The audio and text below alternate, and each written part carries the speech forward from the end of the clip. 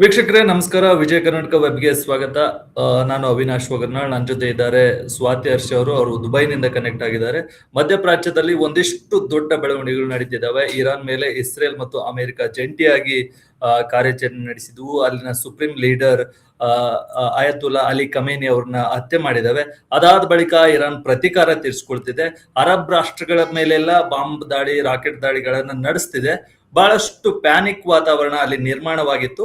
ಇವತ್ತು ಅಷ್ಟೊಂದು ಉದ್ವಿಗ್ನ ಸ್ಥಿತಿಯಲ್ಲಿದ್ರು. ಕಳೆದ 2 ದಿನಗಳಿಂದ ಅಲ್ಲಿನ ಕನ್ನಡಿಗರು ಬಹಳಷ್ಟು ಸಮಸ್ಯೆಗಳನ್ನ ಅನುಭವಿಸ್ತಿದ್ರು, ಬಹಳಷ್ಟು ಆತಂಕಗೊಂಡಿದ್ರು. ಅವ್ರ ಬಗ್ಗೆ ಮಾತಾಡೋಣ. ಅಲ್ಲಿ ಯಾವ ರೀತಿ ಪರಿಸ್ಥಿತಿ ಇದೆ, ಅಲ್ಲಿನ ಸರ್ಕಾರ ಕನ್ನಡಿಗರು ಮತ್ತು ಜನರಿಗೆ ಯಾವ ರೀತಿ ನೆರವನ್ನ ನೀಡ್ತಿದ್ದಾರೆ ಎಂಬುದನ್ನ ಅವರ ಮೂಲಕವೇ ಉತ್ತರ ಪಡ್ಕೊಳ್ತಾ ಹೋಗೋಣ. ನಮಸ್ತೆ ಮೇಡಮ್. ನಮಸ್ತೆ ಸರ್.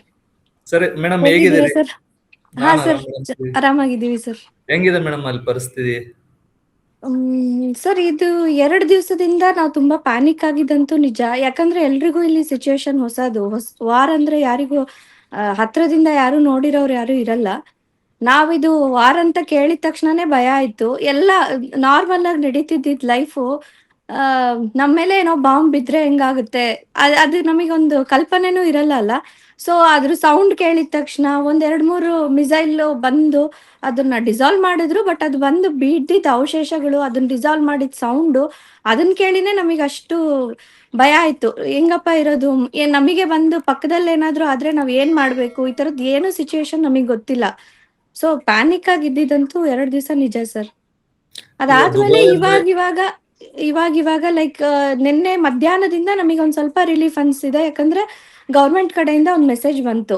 ಸೊ ಎಲ್ಲ ಆರಾಮಾಗಿದೆ, ನಾರ್ಮಲ್ ಸ್ಥಿತಿಗೆ ವಾಪಸ್ ಬರ್ತಾ ಇದೀವಿ, ಆತಂಕಗೊಳ್ಳೋ ಅವಶ್ಯಕತೆ ಇಲ್ಲ ಅಂತ ಹೇಳಿದ್ಮೇಲೆ ಇವಾಗ ಸ್ವಲ್ಪ ನಿಟ್ಟುಸಿರು ಬಿಡ್ತಾ ಇದೀವಿ ಸರ್. ಎಸ್ ಮೇಡಮ್, UAE ಅಂದ್ರೆ ಸೇಫೆಸ್ಟ್ ಕಂಟ್ರಿ, ದುಬೈ ಅಂದ್ರೆ ಸೇಫೆಸ್ಟ್ ಸಿಟಿ ಅನ್ನೋ ವಾತಾವರಣ ಇತ್ತು. ಈಗ ಅದು ಸೋಷಿಯಲ್ ಮೀಡಿಯಾದಲ್ಲಿ ಬಹಳಷ್ಟು ರೀತಿಯ ವ್ಯತಿರಿಕ್ತ ನೆಗೆಟಿವ್ ಇದು ಟ್ರೋಲ್ಗಳು ಅದೆಲ್ಲ ಆಗ್ತಿದಾವೆ. ಅದಕ್ಕೆ ನೀವೇನಂದ್ರೆ ಅಲ್ಲಿ ಸರ್ಕಾರ ಯಾವ ರೀತಿ ನೆರವನ್ನ ನೀಡ್ತಿದೆ ಅಲ್ಲಿನ ಜನರಿಗೆ, ನಿಮಗೆ, ಪ್ರವಾಸಿಗರಿಗೆ? ಸರ್, ಇಲ್ಲಿ ಫಸ್ಟ್ ಎಲ್ರಿಗೂ ಏನ ಹೇಳಕ್ ಇಷ್ಟಪಡ್ತೀನಿ ಅಂದ್ರೆ, ನೀವು ಸೋಷಿಯಲ್ ಮೀಡಿಯಾದಲ್ಲಿ ನೋಡ್ತಿರೋದೆಲ್ಲ ನಿಜ ಅಲ್ಲ ಸರ್. ಇಲ್ಲಿದು ಗೌರ್ಮೆಂಟ್ ಇಂದ ಅಥವಾ ಇಲ್ಲಿದು ಅಥರೈಸ್ಡ್ ಏನೇ ನ್ಯೂಸ್ ಬಂದ್ರು ಅದನ್ನ ಮಾತ್ರನೇ ನಾವು ನಂಬ್ತೀವಿ. ಇಲ್ಲಿ ನಮಗೆ 150 ನ್ಯೂಸ್ ಚಾನೆಲ್ಗಳಿಲ್ಲ, ಇರೋದ್ 1-2 ಮಾತ್ರ ಇರುತ್ತೆ. ಅದ್ರಲ್ಲಿ ಏನೇ ಇದ್ರು ಕರೆಕ್ಟ್ ಆಗಿ ತೋರಿಸ್ತಾರೆ. ಏನ್ ರಿಯಾಲಿಟಿ ಇದೆಯೋ ಅದನ್ನ ಮಾತ್ರನೇ ತೋರಿಸ್ತಾರೆ. ಜೊತೆಗೆ ಇಲ್ಲಿ ಅಷ್ಟು ಟ್ರಾನ್ಸ್ಪರೆನ್ಸಿ ಇಲ್ಲ ಸರ್. ಲೈಕ್ ಫೇಕ್ ನ್ಯೂಸ್ ಹಾಕೋದಕ್ಕಾಗ್ಲಿ ಅಥವಾ ಯಾವ್ದೋ ಒಂದು ವಿಡಿಯೋನ ಎಡಿಟ್ ಮಾಡಿ ಹಾಕೋದಕ್ಕಾಗ್ಲಿ, ಇದೆಲ್ಲದು ನಮಗೆ ಅವಕಾಶ ಇಲ್ಲ. ಅದನ್ನೇನಾದ್ರೂ ಮಾಡಿದ್ರು ಅಂದ್ರೆ ಅದಕ್ಕೆ ಫೈನ್ ಅನೌನ್ಸ್ ಇದೆ, ಜೊತೆಗೆ ಜೈಲ್ ಕೂಡ ಹಾಕ್ತಾರೆ ಅಂತ ಅದನ್ನು ಅನೌನ್ಸ್ ಮಾಡ್ಬಿಟ್ರು ಫಸ್ಟ್ ಡೇನೆ. ಸೊ ಯಾರೇ ಆಗ್ಲಿ ಫೇಕ್ ಮಾಡಕ್ ಹೋಗ್ಲಿಲ್ಲ. ನೀವು ದೇಶದಿಂದ ಆಚೆ ಏನ್ ಬರ್ತಿದ್ಯೋ ನ್ಯೂಸ್ ಅದ್ ನಮಗ್ ಗೊತ್ತಿಲ್ಲ. ಬಿಕಾಸ್ ನಮ್ಗುನು ಇದು ಯುದ್ಧ ಸ್ಟಾರ್ಟ್ ಆಗಿತ್ತು ಅಂತ ಹೇಳಿದ ತಕ್ಷಣ ಫ್ರೆಂಡ್ಸು, ರಿಲೇಟಿವ್ಸ್ ಎಲ್ರು ಕಾಲ್ ಮಾಡೋದಕ್ಕೆ, ಮೆಸೇಜ್ ಮಾಡೋದಕ್ಕೆ ಸ್ಟಾರ್ಟ್ ಮಾಡಿದ್ರು. ಎಲ್ಲಿದ್ದೀರಾ, ಏನಾಯ್ತು, ಏನ್ ನಡೀತಿದೆ ಅಂತ. ನಮ್ಗಿಂತ ಜಾಸ್ತಿ ಅವರೇ ಆತಂಕಕ್ಕೆ ಒಳಗಾಗಿದ್ರು. ಅದಾದ್ಮೇಲೆ ಇದೆಲ್ಲ ಎಕ್ಸ್ಪ್ಲೈನ್ ಮಾಡಿ ಒಂದು ಅವ್ರಿಗೆ ಅರ್ಥ ಮಾಡಿಸೋ ಅಷ್ಟೊತ್ತಿಗೆ ಈ ಬಬ್ರು ವಾಹನದ್ದು ಕತೆ ಬರುತ್ತಲ್ವಾ, ಹಿಂಗಿಂದ ರಾಕೆಟ್ ಹೋಯ್ತು, ಹಿಂಗಿಂದ ಹಿಂಗ್ ಬಂದು ಹಿಂಗ್ ಹೊಡಿತು, ಇದೆರಡು ಕೊಲೈಡ್ ಆದಾಗ ಸೌಂಡ್ ಬಂದಿದ್ದು, ಅದು ಮಾತ್ರನೇ ನಮಗೆ ಎಫೆಕ್ಟ್ ಆಗ್ತಿರೋದು, ಬೇರೆ ಏನು ಎಫೆಕ್ಟ್ ಆಗಿಲ್ಲ ಅಂತ ಅರ್ಥ ಮಾಡಿಸೋ ಅಷ್ಟೊತ್ತಿಗೆ ನಮಗೆ 1 ದಿವಸ ಫುಲ್ ಅದ್ರಲ್ಲೇ ಮುಗ್ದೋಯ್ತು. ಅವತ್ತಿನ ರಾತ್ರಿ ಕೂಡ ನಮಗೆ ಅಬುಧಾಬಿಯಲ್ಲಿ ಫಸ್ಟ್ ಅಟ್ಯಾಕ್ ಆಗಿದ್ದು. ಸೆಕೆಂಡ್ ಬಂದು ನಮಗೆ ದುಬೈಯಲ್ಲಿ, ಅಬುಧಾಬಿಯಲ್ಲಿ ಮೆಸೇಜ್ ಬಂದಿದ ತಕ್ಷಣ ಅಲ್ಲಿಂದ ಎಲ್ಲಾರು ನಮಗೆ ಫಾರ್ವರ್ಡ್ ಮಾಡಕ್ ಸ್ಟಾರ್ಟ್ ಮಾಡ್ಬಿಟ್ರು. ಸೊ ಅಬುಧಾಬಿ ಬೇರೆ ಎಮಿರೇಟು, ದುಬೈ ಬೇರೆ ಎಮಿರೇಟು. ಅಬುಧಾಬಿಯಲ್ಲಿ ಆಗಿದ್ದ ತಕ್ಷಣ ನಮಗೆಲ್ರಿಗೂ ವಾರ್ನಿಂಗ್ ಮೆಸೇಜ್ಗಳು ಅದು ಅವತ್ತು ನೈಟ್ ಇಂದ ಬರಕ್ ಸ್ಟಾರ್ಟ್ ಆಯ್ತು. ಫಸ್ಟ್ ಅಬುಧಾಬಿದು ಪ್ರೊಟೆಕ್ಟ್ ಮಾಡಿದ್ರು. ಅದಾದ್ಮೇಲೆ ಸಂಜೆಯಿಂದ ನಮಗೆ ಇಲ್ಲಿ ಸೌಂಡ್ಗಳು ಇಲ್ಲೆಲ್ಲ ಕೇಳಕ್ ಸ್ಟಾರ್ಟ್ ಆಗಿದ್ದು ಸಂಜೆಯಿಂದ. ಸೊ ಅವತ್ತು ನೈಟ್ ನಮಗೆ ಫುಲ್ ನಾವು ನಿದ್ದೆನೆ ಮಾಡಿಲ್ಲ ಸರ್. ಅವತ್ತು ನೈಟು ಲೈಕ್ ನೀವು ಮಿಸೈಲ್ ನ ರಿಯಲ್ ಆಗಿ ನೋಡ್ತಾ ಇದ್ದೀರಾ, ನಿಮ್ ಸುತ್ತ ಹಾರಾಡ್ತಾ ಇರೋದು, ಬಂದು ಬೀಳ್ತಾ ಇರೋದು, ಇಲ್ಲಿ ಸೌಂಡ್ ಬಂತು, ಅಲ್ಲಿ ಸೌಂಡ್ ಬಂತು. ಮತ್ತೆ ವಾಟ್ಸ್ಆಪ್ ಗ್ರೂಪ್ಗಳೆಲ್ಲ ಇಲ್ಲಿ ಹಿಂಗಾಗ್ತಿದೆ, ಅಲ್ಲ ಹಂಗಾಗ್ತಿದೆ, ಕೇಳಿ ಕೇಳಿನ ನಿಮಗೆ ರಾತ್ರಿ ಎಲ್ಲ ನಿದ್ದೆ ಬಂದಿಲ್ಲ. ಆ ತರ ಸಿಚುವೇಶನ್ ಅಲ್ಲಿ ಇದ್ವಿ ನಾವು, ಮಕ್ಳು ಮರಿನ ಇಟ್ಕೊಂಡು. ಅದಾದ್ಮೇಲೆ ನಮಗೆ 1 ದಿವಸ 2 ದಿವಸ ಕಳೆದ ಮೇಲೆ ಸ್ವಲ್ಪ ಇವಾಗ ಸೌಂಡ್ ಅಷ್ಟೊಂದಿಲ್ಲ.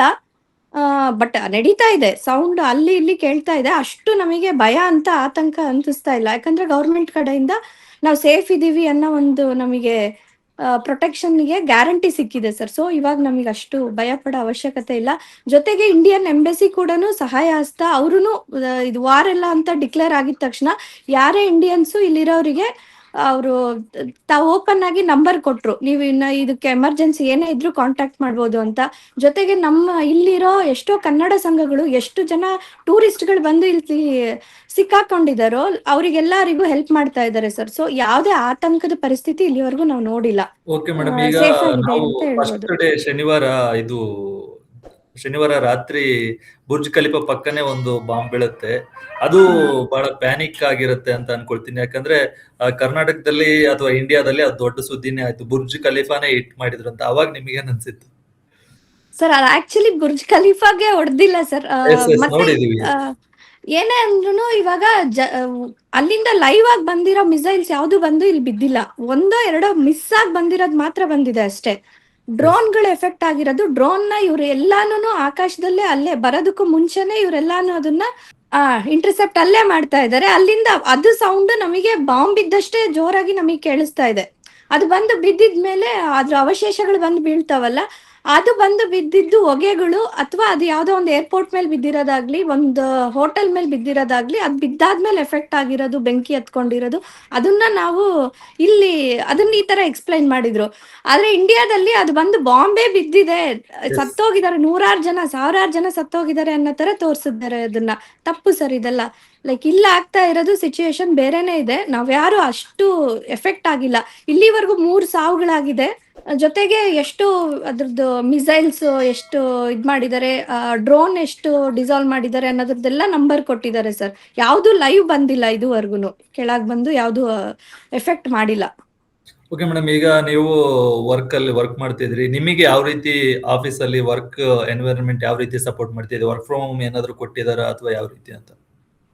ಸರ್ ಇದು ಇನ್ಸಿಡೆಂಟ್ ಎಲ್ಲ ಆಗಿದ ತಕ್ಷಣನೇ ಇಲ್ಲಿದು MOI ಅಂತ ಬರುತ್ತೆ, ಲೈಕ್ ಮಿನಿಸ್ಟ್ರೀಸ್ ಯಾವ್ದು ಬರುತ್ತೋ ಅದೇ ಅವ್ರವ್ರ ಡಿಪಾರ್ಟ್ಮೆಂಟ್ಗೆ ತಕ್ಷಣನೇ ಅನೌನ್ಸ್ ಮಾಡಿದ್ರು, ನೀವ್ ಯಾರು ಬರೋ ಅವಶ್ಯಕತೆ ಇಲ್ಲ, ಇದೆಲ್ಲ ಸಾಲ್ವ್ ಆಗೋವರೆಗೂ, ಲೈಕ್ ತಣ್ಣಗಾಗೋವರೆಗೂ ಪರಿಸ್ಥಿತಿ, ನೀವು ಮನೆಯಿಂದಾನೇ ವರ್ಕ್ ಮಾಡಿ ಅಂತ ಅವತ್ತೇ ಅನೌನ್ಸ್ ಮಾಡಿದ್ರು. ಬಿಕಾಸ್ ಮಕ್ಕಳದು, ನಾನು ವರ್ಕ್ ಮಾಡ್ತಾ ಇರೋದು ಎಜುಕೇಶನ್ ಸೆಕ್ಟರ್ ಅಲ್ಲಿ ಟೀಚರ್ ಆಗಿ. ಸೊ ನಮಗೇನು ಅವತ್ತೇ ಮೆಸೇಜ್ ಬಂತು, ಇನ್ನು ನೀವು ವೆಡ್ನೆಸ್ಡೇ ವರ್ಗೂ ಬರಂಗಿಲ್ಲ ಸ್ಕೂಲ್ಗೆ, ಲೈಕ್ ನೀವು ಆನ್ಲೈನ್ ಕ್ಲಾಸಸ್ ತಗೊಳ್ಳಿ ಅಂತ.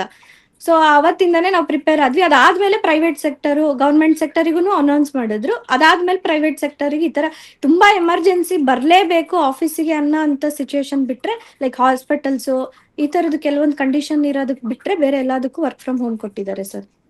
ಮೇಡಮ್, ಯಾವ ರೀತಿ ಅಲ್ಲಿನ ಗವರ್ಮೆಂಟ್ ನಿಮಗೆ ಯಾವ ರೀತಿ ಇನ್ಫಾರ್ಮೇಶನ್ ಟ್ರಾನ್ಸ್ಫರ್ ಮಾಡ್ತಿದೆ? ಅಂದ್ರೆ ಯಾವ ರೀತಿ ಇನ್ಫಾರ್ಮೇಶನ್ ಕೊಡ್ತಿದೆ? ಆಪ್ಗಳ ಏನಾದ್ರು ಇದಾವ ಅಥವಾ ನಾರ್ಮಲ್ ಸೋಷಿಯಲ್ ಮೀಡಿಯಾದಲ್ಲಿ ಏನಾದ್ರು ಕೊಡ್ತಾರ ಅಥವಾ ನಿಮ್ದೇ ವಾಟ್ಸ್ಆಪ್ ಗ್ರೂಪ್ಗಳಿದಾವ ನಿಮ್ ಕನ್ನಡಿಗರ ಒಕ್ಕೂಟದ್ವು ಎಲ್ಲ? ಸರ್ ಇಲ್ಲಿ ನಿಮ್ಗೆ ಏನೇ ವ್ಯತ್ಯಾಸ ಆದ್ರೂ, ಸ್ವಲ್ಪ ವ್ಯತ್ಯಾಸ ಆದ್ರೂ, ಲೈಕ್ ಮಳೆ ಬಂದ್ರು ಕೂಡ ಇವತ್ತಿಲ್ಲಿ ಇಷ್ಟು ಮಳೆ ಬರುತ್ತೆ, ಎಲ್ಲೂ ಆಚೆ ಹೋಗ್ಬೇಡ್ರಿ.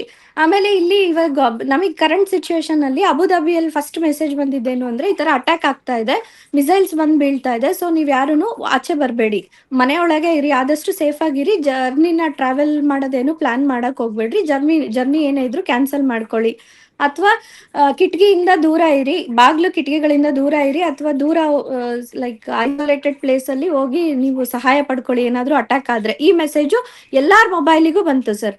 ಅದಾದ್ಮೇಲೆ ಅಬುದಾಬಿಯಿಂದ ನೆಕ್ಸ್ಟ್ ಬಂದಿದ್ದು ದುಬೈಗೆ. ಸೊ ನೆಕ್ಸ್ಟ್ ದುಬೈಯಲ್ಲಿ ನೈಟ್ 11:30 ನಾವೆಲ್ಲ ಮಲಗಿದೀವಿ, ಅವಾಗ ಒಂದು ಸೌಂಡ್ ಕೇಳಿಸ್ತು ನಮ್ಗೆ. ಸೌಂಡ್ ಕೇಳಿಸಿದ ತಕ್ಷಣ ನಮಗೆ ಅಲಾರಾಮ್ ಸ್ಟಾರ್ಟ್ ಆಗ್ಬಿಡ್ತು ಮೊಬೈಲ್ ಅಲ್ಲಿ. ಲೈಕ್ 3-4 ರಿಪೀಟೆಡ್ ಆಗಿ ಮೆಸೇಜ್ ಬಂತು, ಈ ತರ ಅಟ್ಯಾಕ್ಸ್ ನಡೀತಾನೆ ಇದೆ 3rd ರೌಂಡ್ ಇದ್ರಲ್ಲಿ.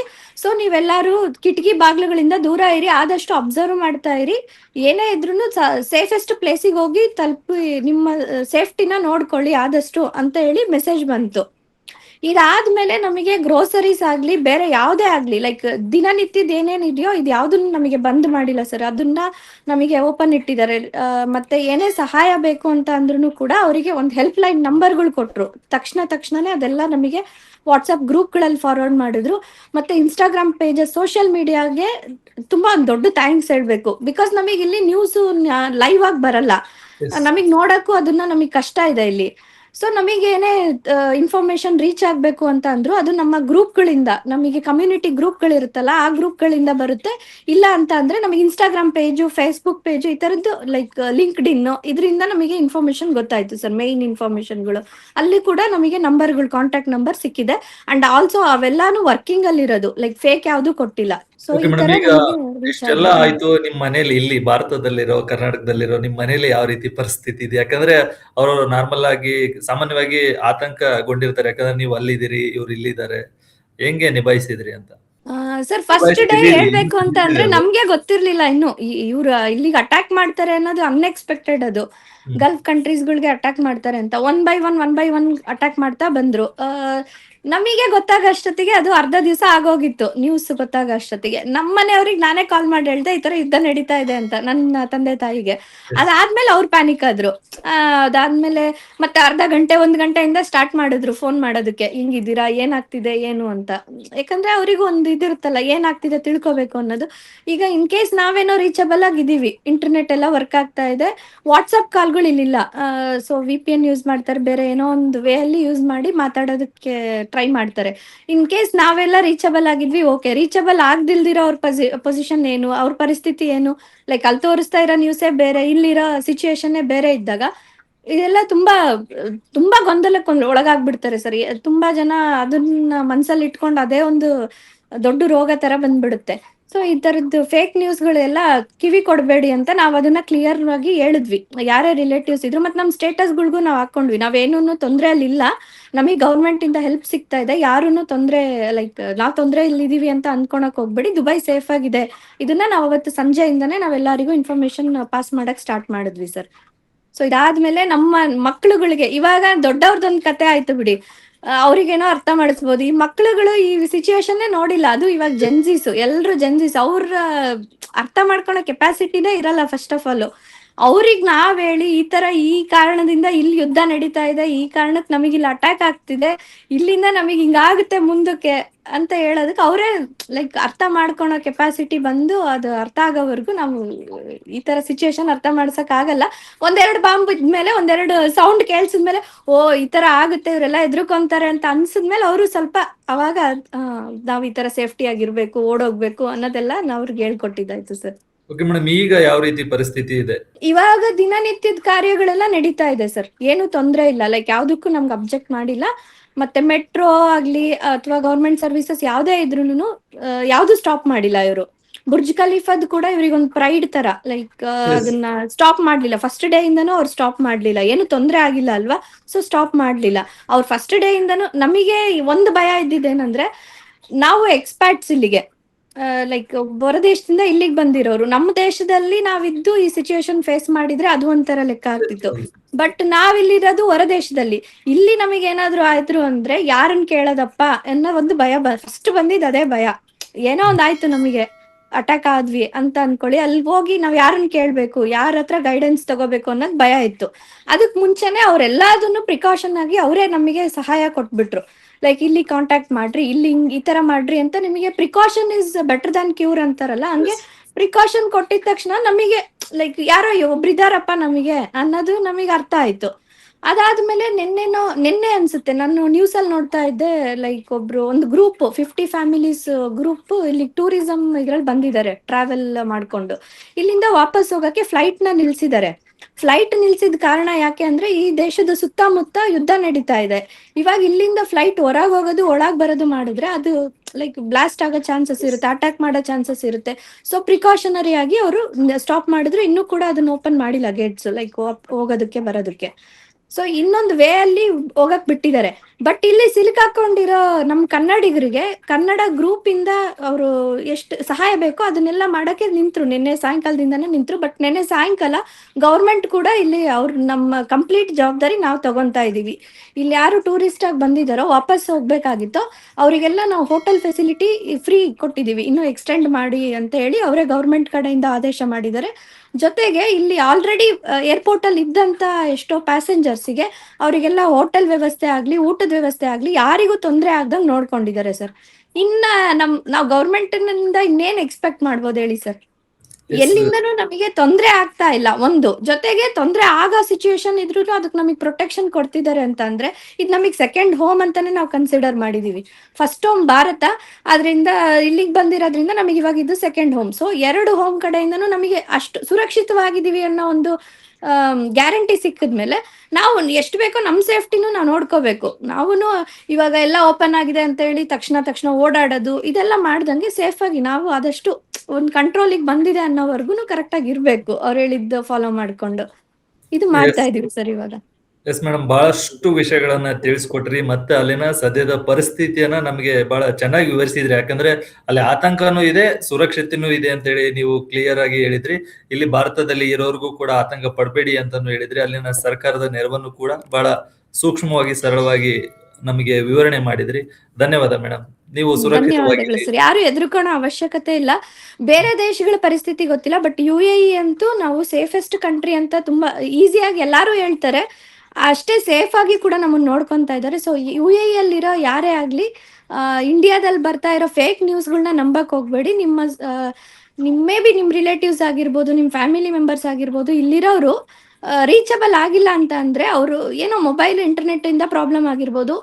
ಇಲ್ಲಿ ಕೂಡ ಇಲ್ಲಿವರೆಗೂ ಒಂದು ಲೈಟ್ ಕರೆಂಟ್ ಹೋಗಿರೋದಾಗ್ಲಿ, ಇಲ್ಲಿ ನೀರಿಂದು ಫೆಸಿಲಿಟಿ ನಮಗೆ ಬೇಸಿಕ್ ಏನ್ ಬೇಕೋ ಅದ್ರದ್ದು ಯಾವ್ದು ತೊಂದರೆ ಆಗ್ಲಿಲ್ಲ ಇದುವರೆಗೂ. ಸೊ ಮೇ ಬಿ ರೀಚಬಲ್ ಆಗಿಲ್ಲ ಅಂತ ಅಂದ್ರೆ ನೀವು ಅವ್ರ ಫ್ರೆಂಡ್ಸೋ ಯಾರಿಗಾದ್ರೂ ಟ್ರೈ ಮಾಡಿ ತಿಳ್ಕೊಳ್ಳಿ. ಬಟ್ ಯಾರಿಗೂ ಏನು ತೊಂದರೆ ಆಗಿಲ್ಲ, ಕರೆಕ್ಟ್ ಇನ್ಫಾರ್ಮೇಶನ್ ಕೊಟ್ಟಿದ್ದಾರೆ. 500-600 ಗಟ್ಟಲೆ ಮಿಸೈಲ್ಗಳನ್ನ ಇವರು ಡಿಸಾಲ್ವ್ ಮಾಡಿ ಇದ್ ಮಾಡಿದ್ದಾರೆ ಅಂತ ಅಂದ್ರೆ ನಮ್ಮನ್ನು ತುಂಬಾ ಚೆನ್ನಾಗೆ ನೋಡ್ಕೊಂತಾ ಇದ್ದಾರೆ. ಸೊ ಯಾರು ಆತಂಕ ಪಡೋ ಅವಶ್ಯಕತೆ ಇಲ್ಲ ಅಂತ ಹೇಳಿ ನನ್ನ ಮಾತು ಮುಗಿಸ್ತಾ ಇದ್ದೀನಿ sir. Thank you madam. Be safe madam. Thank you sir. Thank you.